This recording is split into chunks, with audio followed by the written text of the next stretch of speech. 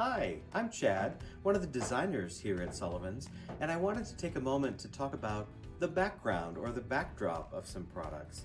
We all have beautiful items that we bring into our home for decor, accent pieces, candlesticks, lanterns, mirrors, wall art, pillows, all that beautiful stuff. But sometimes we just want a really quick and easy change for the wall treatment or color behind it.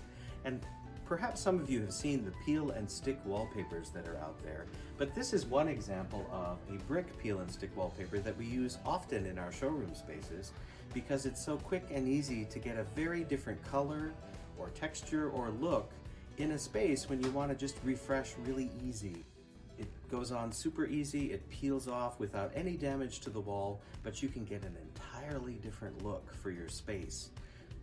I've actually used it to do a quick change for a party in a powder room. But you can come up with lots of other ideas, and it's really a useful tool, I think, when you're decorating your spaces.